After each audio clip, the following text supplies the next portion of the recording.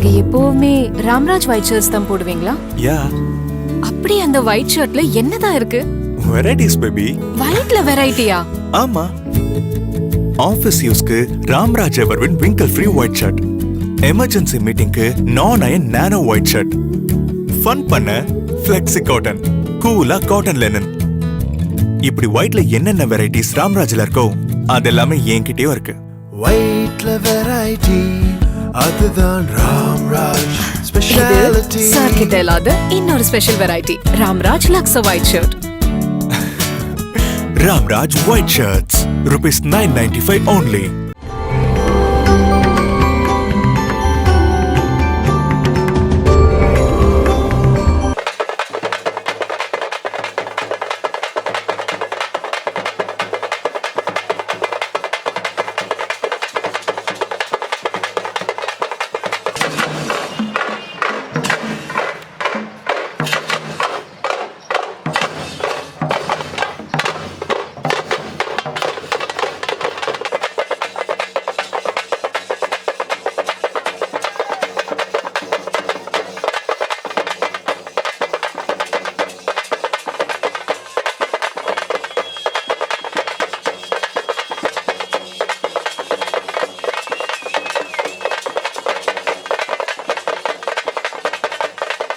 பழனியில் உள்ள பழனி ஆண்டவர் கல்லூரியில் பேராசிரியராக பணியாற்றிய முதுமுனைவர். பழனியிலேயே 42 வருஷத்துக்கு மேல இருந்தவர் சாமி. ஆனால் பழனி முருகன் கோயிலுக்கு ஒரு தடவை கூட போனதில்லை. மேல சாமி பார்த்து, நீங்க 42 வருஷம் ஆச்சா மலை கோயிலுக்கு, உங்களை மாதிரி சித்தர்கள்லாம் வந்தா தானே மலை கோயிலுடைய வருமானம் நல்லா இருக்கும், முருகனுடைய அருளும் எல்லாருக்கும் கிடைக்கும், வாங்கன்னாரு. நீங்க கூட்டிட்டு வர வேண்டியது என்னுடைய பொறுப்புன்னு சொல்லிட்டாரு. சாமியை கூட்டிட்டு நான் மேலே போனேன். எல்லாம் தரிசனம் முடிச்சுட்டு தென்பகுதியில் ஒரு அரச மரம் இருக்குது பழனி மலை மேலே, மலை மேலே. அந்த அரச மரத்துக்கிட்ட கொஞ்சம் இடம் இருந்தது. சாமி பார்த்துட்டு, சாமி இந்த முருகனுக்கு அதிகப்படியாக வருமானம் வரணும்னா 18 சித்தர்களுடைய சிலையை இந்த இடத்துல ஸ்தாபிதம் பண்ணணும்ட்டார். அதுக்கு வேண்டிய குறிப்புகளை நீங்கள் எழுதி கொடுத்துடணும் அப்படின்னு என்கிட்ட சொல்லிட்டார். அந்த குறிப்பு தான் இன்றைக்கி அடிப்பகுதியில் ஒவ்வொரு சித்தருக்கு கீழே இருக்குது. 18 சித்தர்களையும் மலை கோயிலில் ஸ்தாபிதப்பட்டது நம்முடைய தங்கவேலு சுவாமி தான். அதில் இருந்து பார்த்தீங்கன்னா அடுத்த வருஷத்திலிருந்து பழனியினுடைய உண்டியல் வருமானம் 3 மடங்காச்சு. அதுவும் நமக்கு ரொம்ப முக்கியமான விஷயம். காவி கட்டிய வள்ளலார் இன்றும் தினந்தோறும் 100க்கும் மேற்பட்டோருக்கு அன்னதானம் அளித்து வருகிறார். இவர் ஒரு கருணை கொண்ட கருவூரார். ஆம், இன்றும் தன்னை நாடி வந்தோருக்கு கருணையோடு கவலை தீர்த்து வருகிறார். எங்களுடைய குடும்பம் 40 ஆண்டுகளாக சித்தர் குடும்பத்தோடு, அதாவது சித்தர்களோடு தொடர்புடைய குடும்பம். என்னுடைய தந்தையாரும் தாயும் சத்யநாராயண சித்தர் என்கின்ற ஆசிரமத்தில் அதற்கு சேவையாற்றும் பணியினை பொள்ளாச்சி மகாலிங்கம் ஐயா தந்து, அதன் பிறகு எங்களுடைய குடும்பம் சித்தர்களால் வளர்ந்து வருகின்ற குடும்பம். முதல்ல ஒரு நண்பர்கள் பணிமன்றவங்க தொடக்க விழாவிற்கு அழைத்து நான் பொது வாழ்க்கையில் வருவதற்கு காரணமாக இருந்தது ஒரு சித்தர், தவத்திரு காத்தையா சுவாமிகள். அந்த தொடர்பு, சித்தருடைய தொடர்பு அப்படிங்கிற விஷயம். தொழிலில் யோகம் ரியல் எஸ்டேட் என்கின்ற நிறுவனத்தை ஆரம்பித்து நல்லா வளர்ந்து வந்துகிட்டே இருந்தேன். நல்ல தொழில் கட்டி நல்ல அழகாக சித்தருடைய ஆசினால், எங்களுடைய சித்தர் சத்யநாராயண சித்தருடைய ஆசினால் நல்ல தொழில் நல்லா வந்துட்டு இருந்துச்சு. நல்ல எங்களுடைய அப்பா இருக்கிற வரலையும் 2010 வரலையும் பார்த்திங்கன்னா எல்லாம் வந்து ஒரு மிகப்பெரிய பிரம்மாண்டமான ஒரு வீடை கட்டி முடித்தோம். நல்லாவும் வசதியாகவும் இது பண்ணேன். ஆனால் எனக்கு தெரியாத ஒரு தொழிலில் இறங்கி ஒரு அசைவ உணவகம் ஆரம்பித்து மிகப்பெரிய தோல்வி அடைஞ்சேன். அந்த தோல்வி அடைஞ்ச சமயத்தில் ரொம்ப சோர்ந்து நான் இருந்தேன். உண்மையிலே பார்த்திங்கன்னா வெளியிலையும் காமிக்க முடியல. என்னுடைய தோல்வியை நான் ஒப்புக்கிட்டாலும் அதுலேருந்து மீண்டு வர்றதுங்கிறது மிகப்பெரிய கடினமாக இருந்துச்சு. அந்த சமயத்தில் எனக்கு பாலரிஷி அம்மான்ட்டு கோயம்புத்தூரில் இன்னொரு குரு, அவங்க வந்து பெண் சித்தர் அவர்கள். அவங்க வந்து பார்த்திங்கன்னா 14 வயதிலேருந்தே எனக்கு அவங்க அந்த அற்புதங்களை செய்யக்கூடியவங்க. அவங்களும் வந்துடுவீங்க செய்யணும் ஏதோ எந்த அளவுக்கு அவங்களால ஆசீர்வாதம் பண்ண முடியுமோ அந்த உங்கள் கர்மா அது அப்படின்னு சொல்லி என்னை வந்து ஒரு பக்குவப்படுத்திகிட்டே இருந்தாங்க. அதற்கு பிறகு பார்த்திங்கன்னா ரொம்ப முக்கியமான விஷயம் என்னென்னா, அவங்க மூலியமாக நடந்தது என்னென்னா, என் பொண்ணு வந்து மெடிக்கல் காலேஜில் சேர்ந்துச்சு. மெடிக்கல் காலேஜ் சேர்ந்துட்டு நான் காலேஜுக்கே போக மாட்டேன்னு சொல்லி கிட்டத்தட்ட 50 லட்ச ரூபா நான் கடன் வாங்கி கட்டின சூழ்நிலை சமயத்தில் போகவே மாட்டேன்னு கிட்டத்தட்ட 3-4 மாதங்கள் பார்த்திங்கன்னா காலேஜுக்கே போகல. அது பாலகிருஷ்ண மாட்ட போய் சொல்கிறோன்னே போவும் சொல்லி இதே அப்படியே சொல்லி ஆசீர்வாதம் வாங்கி வாங்கி வச்சு அப்படியே பார்த்திங்கன்னா அவங்க வந்து ஒரு 3 நாள் எப்படி போடுச்சுன்னே தெரில, திருப்பி படிக்க ஆரம்பிச்சிச்சு. படிக்க ஆரம்பித்தது மட்டும் இல்லை, முதல் வருஷம்தான் மருத்துவக் கல்லூரியிலே மிகப்பெரிய கஷ்டம்னு நினைப்பாங்க. ஆனால் முதல் வருஷமே பாஸ் பண்ணிச்சு. போகாத ஒரு பிள்ளை போய் பாஸ் பண்ணது மிகப்பெரிய. இதெல்லாம் வந்து சித்தர்களுடைய தொடர்பு. நான் எதுக்காக அதை சொல்கிறேன்னா, காத்தியா சுவாமிகள் அடுத்து பாலரிஷி அம்மா அப்படின்னு சொல்லிட்டு இருக்க சமயத்தில் திருவையாருடைய என்னுடைய நண்பர் கலைச்செல்வன் வந்து அவர் என்ன செஞ்சார்னா, கும்போணத்தில் ஒருத்தர் இருக்கார், தமிழ் பேராசிரியர், அவர் புத்தகம்லாம் எழுதியிருக்காரு. உங்களுக்கு புத்தகம் அனுப்ப சொல்கிறேன், புத்தகத்தை மட்டும் அட்ரஸ் கொடுங்க அப்படின்னு சொன்னேன். அட்ரஸை மட்டும் கொடுத்து அனுப்பிச்ச சொன்னார். நான் யாரெல்லாம் நேசிக்கணும்னு நினச்சிட்டு இருந்த குருமார்களை அந்த புத்தகம் வந்து கிடச்சிச்சு. அது எனக்கு ஒரு பெரிய ஆறுதலாக இருந்துச்சு. சித்தர் தொண்டர் அப்படின்னு ஒரு விருதை வந்து கொடுத்தார். எனக்கு வந்து அப்போ சோர்ந்து இருக்கப்போ, அதாவது நான் வெற்றி அடைஞ்சிட்டு இருக்கப்போ நான் எம்ஜிஆர்ட்டெல்லாம் ப்ரைஸ் வாங்கியிருக்கேன், முதல் ப்ரைஸ். அப்போல்லாம் பெரிய விஷயம் கிடையாது. நான் தோல்வி அடைஞ்ச சமயத்தில் வந்து ஒரு விழாவில் எனக்கு விருது கொடுக்குறப்ப எனக்கே ஆச்சரியமாக, அப்போ தான் எனக்கு ஒரு உத்வேகம் கிடைக்கிது.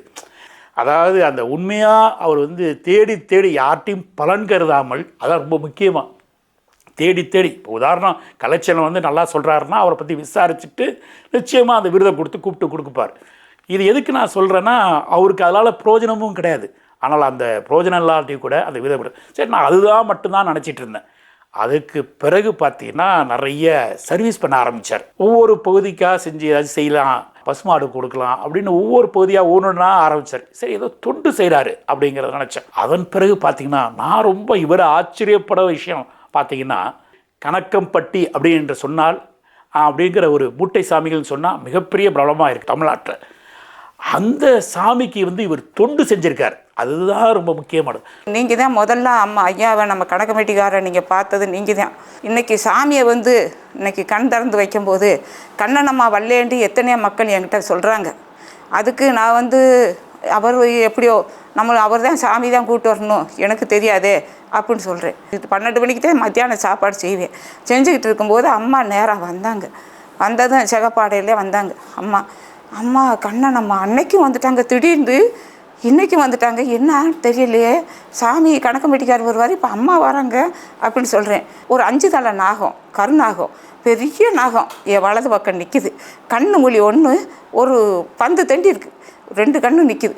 அப்போ சுற்றி நிற்கும்போது, அம்மா எங்கம்மா இங்கே நிற்கிற, வாமா நம்ம போகணும், நம்ம இடத்துக்கு போகணுங்களம்மா வாமா அப்படின்னு கூப்பிட்டாரு. எங்கே சாமி கூப்பிட்டீங்க? அங்கே இடுமன் கோயிலில் புத்துக்கு பால் ஊற்றணும்ல, அங்கே வா அப்படின்னு கூப்பிட்டாரு. ஆமாம் சாமி, அதுக்கு எங்கே சாமி, நான் இப்போ நீங்கள் எனக்கு பயமாக இருக்குது சாமி அப்படின்னு. ஒன்றும் பயப்படாத, நான் இங்கே தான் இருக்கேன்ட்டு சின்ன பிள்ளையாக விளாட்றாரு. கணக்கம்பட்டிக்காரரு பார்த்ததுக்கு பிறகு நான் வந்து 25 வருஷம் சாமிகிட்ட நான் அடைக்கலமாக இருக்கும்போது அவருக்கு என்ன தேவை செஞ்சது மாதிரி உன்னை அடித்தாத்தானே சாமி மழை வருவோம், உன்னை அடித்தாத்தானே மின்னல் வெட்டினா மழை வர்றதுக்கு உன்னை அடித்தாத்தானே சாமி வருவோம் அப்படின்னு சொன்னார்.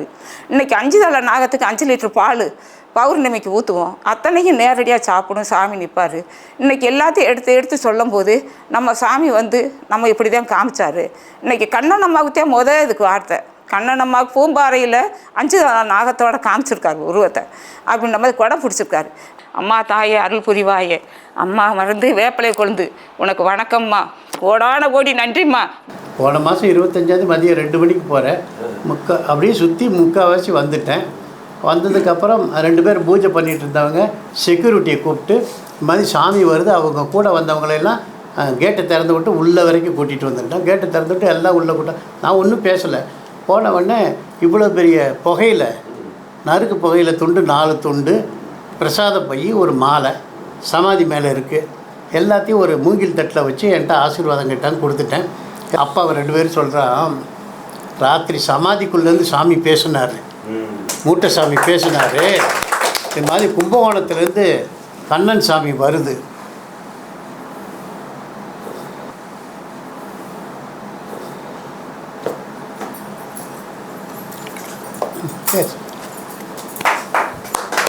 எப்படி ஒரு சித்தர்கிட்ட நுணுக்கமாக அணுக்கமாக எப்படி ஒரு சேவை செய்யணும்னு ஆசைப்பட்டார்னா, அதாவது கணக்கப்பட்டி சாமிகளுக்கு வந்து துணையாக இருந்தவர், தோள் கொடுத்தவர். நான் எதுக்கு நான் சொல்கிறேன்னா, அவர் என்ன செய்ய சொன்னாரெல்லாம் செஞ்சுருக்கார், பிச்சை எடுக்க சொல்லியிருக்காருலாம் பிச்சை எடுத்திருக்கார்.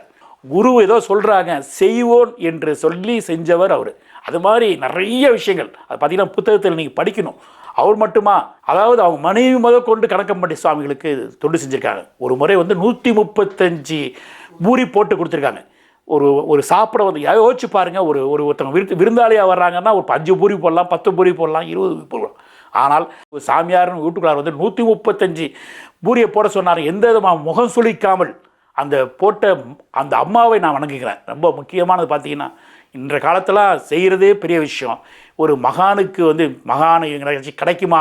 யார் பார்த்தாலும் ஏதாச்சும் ஒரு தொண்டு செஞ்சுட்டா அந்த அம்மாட்டேருந்து ஏதாச்சும் கிடச்சிருமா? இந்த காலத்துலலாம் பார்த்தீங்கன்னா ஒரு ஊதுபத்தியை கொடுத்துட்டு ஒரு விளக்க போட்டால் உடனே கல்யாணம் நடந்துருமா அப்படின்னு நினைக்க வரப்ப எந்த விதமான பிரதிபலன் பாராமல் தன்னுடைய சேவை செய்தவர்கள் அம்மாவும் குறிய கண்ணன் சுவாமிகளும்.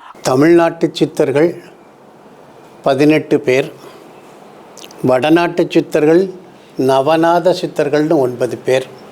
இவர்களுடைய காலம் சிலர் 16ஆம் நூற்றாண்டு என்று சொல்கின்றார்கள். ஆனால் இவர்கள் கபாடபுரத்திலேயே இருந்தவர்கள். குமரி கண்டம் என்பதெல்லாம் இன்று கன்னியாகுமரியிலிருந்து தென்னாப்பிரிக்கா வரையும் ஆஸ்திரேலியா எல்லாம் ஒரே நிலப்பரப்பு தான். ஆதி காலத்தில் தமிழனுக்கு தெரிந்த ஒரு அற்புதமான விடயம் என்ன என்று கேட்டால் கப்பல் கட்டும் தொழில். அந்த கப்பல் கட்டும் தொழில் இருக்கிறதே, அன்று ஒரு 2 கிலோமீட்டர் கடலில் மற்ற மக்கள் பயணிக்க தடுமாறிய பொழுது ஆயிரக்கணக்கான மைல் இவன் கடல் பயணம் செய்திருக்கிறான். இன்று உலகம் முழுவதும் இருக்கக்கூடிய தமிழ் பெயர்களிலே 43,000 தமிழ் பெயர்கள் உலகம் முழுவதும் பரவி இருக்கு. மதுரை என்றே சில இடங்களுக்கு பெயர், ஊர் என்று பெயர், இப்படியெல்லாம் வச்சுருக்காங்க. அப்போ தமிழருடைய நாகரிகம் உலகம் முழுவதும் பரவிய நாகரிகம். இந்த ஃபிசியோகிராஃபிக்கல் ரீஜன் அப்படின்னு சொல்லுவான். ஃபிசியோகிராஃபிக்கல் ரீஜன் அப்படின்னு சொன்னால் நில பகுப்பு முறை, நில பாகுபாடு. அது தமிழகத்தில் அமைந்ததைப் போல வேறெங்கும் அமையலை. நானிலம் என்கிறது தொல்காப்பியம். அதுதான் தமிழனுக்கு கிடைத்த மிக பழமையான இலக்கண நூல். குறிஞ்சி, முல்லை, மருதம், நெய்தல், பாலை. இந்த குறிஞ்சி, முல்லை, மருதம், நெய்தல் என்று சொல்லுகிறோமே, நானிலம்தான். சற்றே அவை தெரிந்தால் பாலை எனப்படும். ஐவகை நிலம். இப்போ சித்தர்கள் அவர்கள் எப்பொழுதுமே ஒரு மோன நிலையிலே, உயரிய நிலையிலே இருக்கக்கூடியவர்கள். அவர்கள் உங்களைப் போல நடமாடிக்கொண்டிருப்பார்கள். அவர்களுடைய சிந்தனையாவும் பரவெளியிலே இருக்கும். அவர்களை இழுத்து வந்து இன்றைய இசை, அதனுடைய தொடக்கம் சங்க இலக்கியம் என்று பேச சொல்லும் பொழுது அவர்கள் உங்களுக்கு ஒரு புத்துணர்வு கொடுக்கின்றார்கள். ஏன்னா குழந்தைக்கு சொல்லிக் கொடுக்க வேண்டுமென்றால் நீங்கள் குழந்தை மனப்பாங்கிற்கு வர வேண்டும். குழந்தை நிலையிலிருந்து சொன்னால்தான் அதை கேட்பார்கள். அதுதான் நான் அன்றைக்கி சொன்னேன். அம்மா உங்கள் வயதை மறந்துருங்க. ஏனென்று கேட்டால் ஒவ்வொரு மனிதனும் டல்னஸ்ன்னு சொல்லுவான்.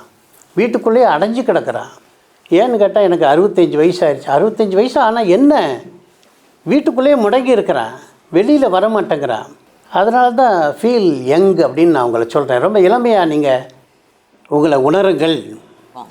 எங்கள் பையனுக்கு பொண்ணு பக்கத்தில் தான் கல்யாணம் பண்ணினோம். ஒரே மச்சான், மூல நட்சத்திரம், கல்யாணமே ஆகலை. பொண்ணு பார்த்தோம், அமையலை. என் மருமகன் ரொம்ப வருத்தப்பட்டு சொன்னாங்க, பொண்ணே அமையலை, என்ன மாமி செய்யறதுன்னு. இல்லை, நான் கண்ணனை பாட்டை போய் அழைச்சிட்டு போகிறேன், கல்யாணம் நடக்கும். அவங்க தொட்டு கொடுத்தாலே, ஜாதகத்தை தொட்டு கொடுத்தாலே கல்யாணம் நடக்கும்னு நான் சொன்னேன். சரி மாமி, ஒரு நாள் போவோம்னு சொல்லிவிட்டு 6 மணிக்கு, ஞாயிற்றுக்கிழமை 6 மணிக்கு எல்லோரும் வந்தோம். எங்கள் மாமா, சம்மந்தி, அண்ணி, மாப்பிள்ளை, எங்கள் மருமகள், எங்கள் வீட்டுக்காரவங்க, நாங்கள் எல்லோரும் வந்தோம். எங்கள் சம்மந்தி வந்து சாமி அவ்வளோதான் கும்பிட மாட்டாங்க. நீ ஏன் கடவுளை நம்புற? கடவுளை நம்ப வேண்டாம், உன் பிரச்சனை இருக்குல்ல, அது முக்கியமாக இல்லையா அப்படின்னு கேட்டேன். ஆமாம், பிரச்சனை உண்மை தானே, கடவுள் இருக்கா இல்லையா உண்மை விடுங்க. உன் பிரச்சனை இருக்க உண்மை தானே, அதுக்கு ஒரு நதியில் கொஞ்சம் பொறிக்கடலை வச்சு மீனுக்கு போடு. அவங்களுக்கு வந்தாங்க. அப்பா வந்து பரிகாரம் சொன்னாங்க அம்மா. அந்த பரிகாரத்தை நாங்கள் செய்தோம். 1 வாரத்தில் பொண்ணு அமைந்தது. நல்லாக அப்பாவும் வந்தாங்க அந்த கல்யாணத்துக்கு. வந்து அப்பாவும் அம்மாவும் வந்து கல்யாணத்தை நடத்தி வச்சாங்க. நான் ஆசைப்பட்ட மாதிரியே முதல் மகளுடைய திருமணம் பாலரிஷியம்மா வந்து வீட்டுக்கே வந்து நேரடியாக கோயம்புத்தூர்லேருந்து வந்து ஆசீர்வாதம் பண்ணி அந்த திருமணத்திற்கு வந்தாங்க. அந்த திருமணம் அதுக்கு பிறகு அதுக்கு பார்த்தீங்கன்னா அதுக்கு குழந்தை பிறந்துச்சு. அதுக்கு குழந்தை பிறந்துச்சு, காது குத்தினோம். அந்த காதணி விழாவுக்கு நம்ம கண்ணன் சாமிகளை அழைச்சோம். கண்ணன் சாமிக்கு வந்து இப்போ ஆசீர்வாதம் பண்ணுறதுக்காக தான் அழைச்சிருந்தோம். ஆனால் வந்தது அங்கே பார்த்திங்கன்னா திடீர்னு ஒரு குலுசை வரவழைச்சி, வெள்ளி குலுசை வரவழைச்சி அங்கே கொடுத்தாங்க. எங்களுக்கெல்லாம் ஆச்சரியமான விஷயம். இதெல்லாம் ஒரு ஆசீர்வாதம், இது ஒரு பெரிய ஆசீர்வாதம். அதே மாதிரி பார்த்திங்கன்னா 2வது பொண்ணு வந்து பெரிய கொரோனா டைம். அப்போ வந்து யார் 100 பேர் தான் கலந்துக்கணுங்கிற ஒரு பெரிய ரெஸ்ட்ரிக்ஷனு. அதே என்னடா செய்யறதுன்னு ரொம்ப குழப்பம். யாராச்சும் ஒரு மகானை வந்து இது பண்ணி கொடுத்தா நல்லா இருக்கும்னு நினச்சோம். என்னடா செய்கிறதுன்னு யோசிச்சு பார்க்குறப்ப எந்த விதமான எதிர்பார்ப்பும் இல்லாமல் அந்த கொரோனா டைமில் கிட்டத்தட்ட 70க்கு மேற்பட்ட, அதாவது 70 வயசுக்கு மேற்பட்ட சாமிஜி அவர்கள் அவங்க குடும்பத்தோடு வந்து திருமாங்கல்யம் எடுத்து கொடுத்தாங்க. எனக்கு இதெல்லாம் பார்த்திங்கன்னா, நீங்கள் பார்த்தீங்கன்னா என்னுடைய திருமணத்திலேருந்து, என்னுடைய மகள் திருமணத்திலேருந்து, என்னுடைய 2வது மகள் திருமணத்தில் வந்து கொரோனா டைமில் வந்து கண்ணன் சாமிகள் எடுத்து கொடுக்கணுங்கிற ஒரு முறைகள் இருக்குது. அது கிடச்சிச்சு எனக்கு. அது ரொம்ப சந்தோஷமாக இருந்துச்சு. அது மட்டும் இல்லை, அதே மாதிரி பார்த்திங்கன்னா வளகாப்பு போடுறப்ப ஆசைப்பட்டப்ப என்னடா செய்கிறதுன்னு பார்க்குறப்ப அப்போ சாமி வந்தாங்க. சாமி வந்தது மட்டும் இல்லை, ரொம்ப ஆசீர்வாதம் பண்ணாங்க. அந்த ஆசீர்வாதம் எப்படி பண்ணாங்கன்னா, செழியம் பிறப்பான், பேரனாக பிறப்பான் அப்படிங்கிற மாதிரி ரொம்ப ஆசீர்வாதம் பண்ணிவிட்டு அதையும் திடீர்னு அது வந்து அதுவும் அந்த டைமும் பெரிய முக்கியமான கொரோனா டைம் வர்றதுங்கிறது பெரியது. ஆனால் முழப்பூர்வமாக வந்துச்சு. இதெல்லாம் விட சாமிகிட்ட பிடிச்ச விஷயம், தான் மட்டுமே சித்தர்களை இது பண்ணிகிட்டு இருக்கக்கூடாது, எல்லாரும் சித்தராகலாம். வார்த்தை பார்த்துக்கோன்னு, எல்லாருமே சித்தராகலாம்னு சொல்லிட்டு ஒவ்வொரு நபர்களையும், அதான் ரொம்ப முக்கியமான இந்த வயசில் எல்லாரையும் எல்லாத்துக்கும் இடத்துக்கும் அழைச்சிட்டு போய், அதாவது முதற்கொண்டு எப்போ தூங்குறாரு, எப்போ எழுதுறாரு, எப்போ பேசுகிறாருன்னு தெரியாமல் எல்லா நேரங்களையும் செலவழித்து தன்னுடைய நற்பணிகளை நாளும் செஞ்சிட்ருக்கார். அதுதான் ரொம்ப முக்கியமானது. அவர் செய்யாத சேவைகளே இல்லை. அவ்வளோ சேவைகளை இந்த வயசில் செய்கிறது ரொம்ப முக்கியமானது. எனக்கு ரொம்ப பிடிச்சது, எல்லா ஜீவ சமாதிகளுக்கும் பழனியில் இருக்க எல்லா கணக்கம்பட்டி சம்மந்தப்பட்ட ராமசாமி சித்தர்கள் போன்ற எல்லா இடத்திலும் விளக்கம் கொடுத்து ரொம்ப அற்புதமான அந்த சித்தர்களை சமாதிகளை பற்றி, தங்கவேல் சுவாமிகளை பற்றி அவர் எல்லாத்தையும் அழைச்சிட்டு போயிட்டு எல்லாரும் வளரணுங்கிற ஒரு எண்ணம் நான் ரொம்ப ரொம்ப மதிக்கிறது. சித்தருங்கிறது மதிக்கிறத விட எல்லாரும் நல்லா இருக்கணும், அதான் ரொம்ப. ஏழை பணக்காரன் எந்த விதமாக, ஏன்னா இன்றைக்கி வந்து சித்தர்கள்லாம் எப்படி சம்பாதிக்கலான்னு பார்க்குறாங்க, ஆனால் இவர் எப்படி செலவழிக்கலான்னு பார்க்குறாரு. அதை வந்து யார்கிட்டையும், எனக்கு தெரிஞ்சு யார்கிட்டையும் அவர் இதுவரையிலும் பணமாவது இதுக்கு செய்யுங்க அதுக்கு செய்யுங்கன்னு கேட்டதில்லை. ஒரு பொன்னாடை நாங்கள் போத்துனா கூட அந்த பொன்னாடையே யாருக்காச்சும் கொடுத்துட்டு போவார். ஒரு கார் செலவுக்கு கொடுக்குறாரால அதையுமே ஏதாச்சும் ஒரு இதுக்கு நன்கொடை கொடுத்துட்டு போயிடுவார். இந்த அளவுக்கு வாழ்ந்து கொண்டிருக்கின்ற நல்ல மகான் அப்படின்னு எனக்கு சொன்னார். மிக அற்புதமாக தன்னுடைய, அதாவது ரொம்ப முக்கியமாக சில இதை பார்த்திங்கன்னா, இலக்கியம் தெரிஞ்சிருப்பாங்க, சித்தர்கள் மரபு தெரியாமல் இருப்பாங்க, சித்தர் மரபு தெரிஞ்சிருப்பாங்க, இலக்கியம் தெரியாமல் இருப்பாங்க. ஆனால் எல்லாம் கலந்த திரைப்படலாக இருக்கட்டும், தமிழாக இருக்கட்டும், சமுதாய பணியாக இருக்கட்டும், எல்லாம் கலந்த ஒரு கலவையாக கண்ணன் சுவாமிகள் வந்து இருக்கிறாருன்னா, அவர் வாழுங்காலத்தில் அவர் நாமளும் இருப்பதும் அவருடைய ஆசீர்வாதத்தை எங்களுக்கு தருவதும், இன்னும் சொல்லப்போனால் என்னை மட்டுமல்ல, என்னுடைய துணைவியாரை மகள் என்று எல்லாருக்கும் முன்னாடி அது ஒரு பெரிய எனக்கு கொடுப்பனை. நிச்சயமாக இந்த குடும்பம், இவங்க மட்டும் இல்லை, அவருடைய மாப்பிள்ளைகள், 2 மாப்பிள்ளைகள், 2 மகள்கள் நிறைய பொருளுதவியும் நிறைய நேரங்களையும் வழங்குகிறார்கள். அவருடைய குடும்பமும் நிச்சயமாக நல்லபடியாக இருந்தால்தான் இது போன்ற நட்பணிகள் நாளும் தொடரும். காவி தரித்த வடலூரார், கண்ணால் காணும் கருவூரார், எங்கள் அம்மா என்றாலே கரங்கள் கும்பிடும் தன்னாலே, எங்கள் அம்மா என்றாலே கரங்கள் கும்பிடும் தன்னாலே. பிள்ளையாம்பேட்டை பிறந்தவனே, இரக்கம் நிறைந்த அருள்மணமே, பிள்ளையாம்பேட்டை பிறந்தவனே, இரக்கம் நிறைந்த அருள்மணமே. ஆசிவகமே வணங்குகிறோம், ஆசிகள் வேண்டி தொடருகிறோம், ஆசிவகமே வணங்குகிறோம், ஆசிகள் வேண்டி தொடருகிறோம்.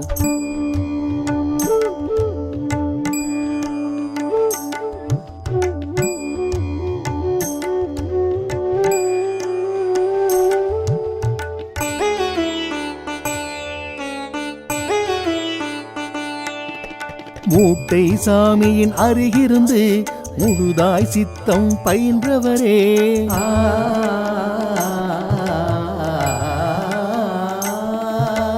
மூட்டை சாமியின் அருகிருந்து முழுதாய் சித்தம் பயின்றவரே, வீடு மக்கள் தானிருந்தும் சித்தர் வாழ்வை வாழ்பவரே, வீடு மக்கள் தானிருந்தும் சித்தர் வாழ்வை வாழ்பவரே.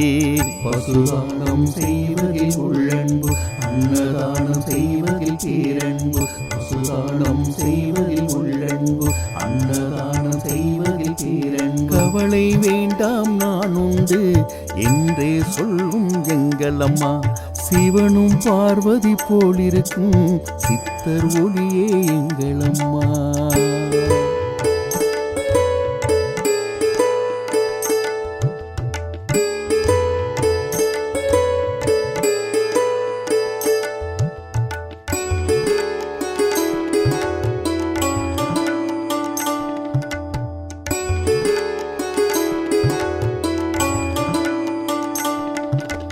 பக்தர் மனதை அன்னம் என பகுத்து பார்க்கும் பரம்பொருளே,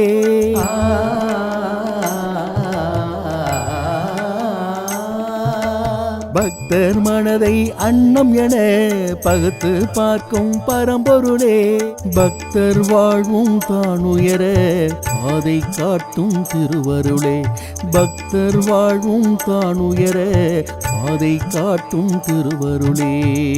என்னாலும் உணரடி தொழுவோமே, தன்னாலே உடனே எழுவோமே, என்னாலும் உணரடி தொழுவோமே, தன்னாலே உடனே எழுவோமே. சித்தர் நெறியில் புது வேதம் நாளும் சொல்லும் எங்கள் அம்மா, சிரமம் கொண்டே வருவோரே சித்தன்னாக்கும் எங்கள் அம்மா.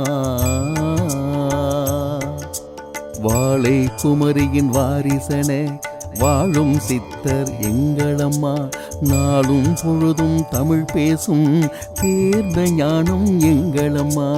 காவி தரித்த வடலூரார், கண்ணால் காணும் கருவூரார், காவி தரித்த வடலூரார், கண்ணால் காணும் கருவூரார், எங்கள் அம்மா என்றாலே கரங்கள் கும்பிடும் தன்னாலே, எங்கள் அம்மா என்றாலே கரங்கள் கும்பிடும் தன்னாலே. பிள்ளையாம்பேட்டை பெருந்தவமே, இரக்கம் நிறைந்த அருள்மணமே, பிள்ளையாம்பேட்டை பெருந்தவமே, இரக்கம் நிறைந்த அருள்மணமே. ஆசிவகமே வணங்குகிறோம், ஆசிகள் வேண்டி தொடருகிறோம், ஆசிவகமே வணங்குகிறோம், ஆசிகள் வேண்டி தொடருகிறோம். இந்த வீடியோ உங்களுக்கு பிடிச்சிருந்தா லைக் பண்ணுங்க, கமெண்ட் பண்ணுங்க, ஷேர் பண்ணுங்க, சப்ஸ்கிரைப் பண்ணுங்க. அதோட மறக்காம பெல் ஐக்கனையும் கிளிக் பண்ணுங்க. நீங்க எப்பவுமே ராம்ராஜ் ஒயிட் ஷர்ட்ஸ் தான் போடுவீங்களா? யா. அப்படி அந்த ஒயிட் ஷர்ட்ல என்னதான் இருக்கு? Varieties baby. ஒயிட்ல வெரைட்டியா? ஆமா. ஆபீஸ் யூஸ்க்கு Ramraj Everwin wrinkle free white shirt. Emergency மீட்டிங்க்கு நான் iron nano white shirt, fun பண்ண ஃப்ளெக்ஸி காட்டன், கூலா காட்டன் லெனன். இப்படி ஒயிட்ல என்னென்ன வெரைட்டிஸ் ராம்ராஜ்ல இருக்கோ அதெல்லாமே என்கிட்டயும் இருக்கு. ஒயிட்ல வெரைட்டி அதுதான் ராம்ராஜ் ஸ்பெஷாலிட்டி. சார் கிட்ட இல்லாத இன்னொரு special variety Ramraj lux white shirt. Ramraj white shirts, ₹995 only.